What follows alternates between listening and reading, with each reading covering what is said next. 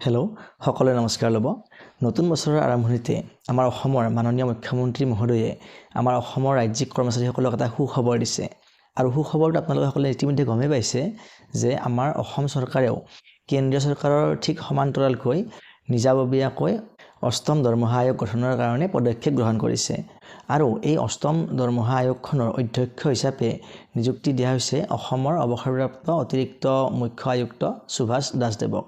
এতিয়া অসম চৰকাৰে যে নিজাববীয়াকৈ অষ্টম দৰমহা আয়োগ গঠনৰ কাৰণে পদক্ষেপ গ্ৰহণ কৰিছে, এইটো পদক্ষেপৰ জৰিয়তে অসমে নিজাববীয়াকৈ ৰাজ্যিক পৰ্যায়ত অষ্টম দৰমহা আয়োগ গঠন কৰা ভাৰতৰ প্ৰথমখন ৰাজ্য হিচাপে পৰিগণিত হৈছে।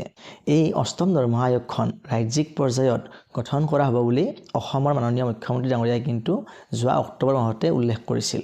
আৰু তেখেতে এইটো কথাও কৈছিল যে নিজাববীয়াকৈ অষ্টম দৰমহা আয়োগখন গঠন কৰাৰ ফলত অসম চৰকাৰৰ যিখিনি ৰাজ্যিক কৰ্মচাৰী আছে, সেই কৰ্মচাৰীসকলে কেন্দ্ৰীয় চৰকাৰৰ কৰ্মচাৰীৰ কাৰণে যেতিয়াই অষ্টম দৰমহা আয়োগখন প্ৰযোজ্য হ'ব, কাৰ্যকৰী হ'ব, ঠিক তেনেকৈ সেই একে সময়ৰে পৰা অসমৰ ৰাজ্যিক কৰ্মচাৰীসকলেও অষ্টম দৰমহা আয়োগৰ সুবিধাখিনি লাভ কৰিব।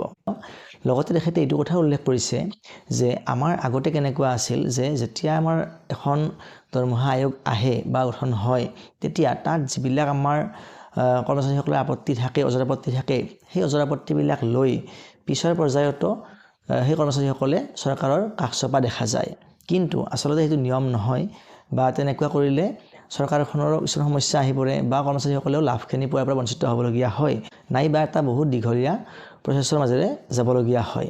কিন্তু এইবাৰ মুখ্যমন্ত্ৰী মহোদয়ে কৈছে যে 15 দিনৰ সময় দিছে, আৰু সেই সময়খিনিৰ ভিতৰত আমাৰ যিখিনি ষ্টেক হোল্ডাৰ্ছ আছে, যিবিলাক এছ'চিয়েশ্যন আছে, তেওঁলোকৰ যিখিনি দাবী আছে বা যিখিনি সালসলনি কৰিলে আমাৰ অষ্টম দৰমহা আয়োগখন সকলো কৰ্মচাৰীৰ কাৰণে সুবিধাজনক হয়, সেই পৰামৰ্শসমূহ আগবঢ়াবলৈ কৈছে আমাৰ মুখ্য সচিব ডাঙৰীয়াক, সুভাষ দাস ডাঙৰীয়াক। আৰু ইয়াৰ কাৰণে 15 দিনৰ সময় দিয়া হৈছে, অলমষ্ট বিহুলৈকে আমি সময় পাই যাম। সেয়েহে আমি এতিয়া বিভিন্ন বিভাগৰ কৰ্মচাৰীসকলে পলম নকৰি আমি পাই থকা অসুবিধাসমূহ বা যিবিলাক খেলিমেলি ভোগ কৰি আছোঁ দৰমহাৰ ক্ষেত্ৰত, আমাৰ দৰমহাৰ যিবিলাক বৈষম্যতা আছে বিভিন্ন পে বেণ্ডৰ মাজত, সেইবিলাক কেনেকৈ আঁতৰ কৰিব পৰা যায়, সেইসমূহ পৰামৰ্শ আমি আগবঢ়াব লাগে। এতিয়া ইয়াতে এটা প্ৰশ্ন আহে যে অসম চৰকাৰে নিজাকৈ অষ্টম দৰমহা আয়োগখন গঠন কৰিলে ফিটমেণ্ট ফেক্টৰত কিবা তাৰতম্য আহিব নেকি? অৰ্থাৎ কেন্দ্ৰীয় চৰকাৰৰ যিখন দৰমহা আয়োগ, সেইখন দৰমহা আয়োগে যদিহে ফিটমেণ্ট ফেক্টৰ নিৰ্ধাৰণ কৰে 2, তেনেহ'লে অসমে হয়তো কমকৈ ল'ব নেকি বা বেছিকৈ ল'ব নেকি, এনেকুৱা হ'ব পাৰে নেকি? ইয়াৰ উত্তৰটো এনেকুৱা যে তেনেকুৱা হোৱাৰ সম্ভাৱনা আছে, কিন্তু কমি হোৱাৰ সম্ভাৱনা নাই, বৰঞ্চ বৃদ্ধিহে হ'ব পাৰে। কাৰণ আমি যদি চাওঁ, বৰ্তমান অসম চৰকাৰৰ যিখিনি ৰাজ্যিক কৰ্মচাৰী আছে, তেওঁলোকৰ দৰমহাটো ভাৰতবৰ্ষৰ আন ৰাজ্যৰ তুলনাত বৰ্তমান যথেষ্টখিনি কমি আছে। গতিকে যদিহে আমি আন ৰাজ্যসমূহৰ লগত মিলাবলৈ যাওঁ, তেনেহ'লে আমাৰ দৰমহাটো বেছি ৰাইজ হোৱাৰ প্ৰয়োজন আছে, বেছি বাঢ়ি যোৱাৰ প্ৰয়োজন আছে। আৰু লগতে চেণ্ট্ৰেলৰ সমাহাৰত যদি দৰমহা দিব খোজে, তেনেহ'লেও আমাৰ দৰমহাটো বৃদ্ধি হোৱাৰ প্ৰয়োজন আছে। গতিকে আমাৰ অষ্টম দৰমহা আয়োগখন ৰাজ্যিক পৰ্যায়ৰ যিখন অষ্টম দৰমহা আয়োগ হ'ব, সেই দৰমহা আয়োগখনে যিটো টাৰ্মছ অফ ৰেফাৰেঞ্চ নিৰ্ধাৰণ কৰিব, সেই টাৰ্মছ অফ ৰেফাৰেঞ্চৰ ওপৰত বহুতখিনি নিৰ্ভৰ কৰিব যে আমাৰ দৰমহাৰ গাঁথনিটো কেনেকুৱা হ'বলৈ গৈ আছে। গতিকে আমি সময় থাকোঁতে আমাৰ পৰামৰ্শসমূহ আমি যিমানখিনি সম্ভৱ আমি ওপৰলৈ পঠোৱাৰ ব্যৱস্থা কৰিব লাগে।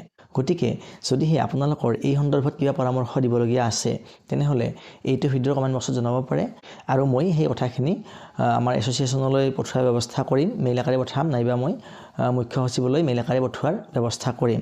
তেওঁলোকৰ দৃষ্টিগোচৰ হয় নে নহয় পিছত দেখা যাব, কিন্তু কমচে কম আমি আমাৰ ফালৰ পৰা যিখিনি কৰিব পাৰোঁ সেইখিনি আমি কৰিবলৈ চেষ্টা কৰিম। গতিকে আজিলৈ ভিডিঅ'টো ইমানেই, পৰৱৰ্তী ভিডিঅ'ত পুনৰ লগ পাম। ধন্যবাদ।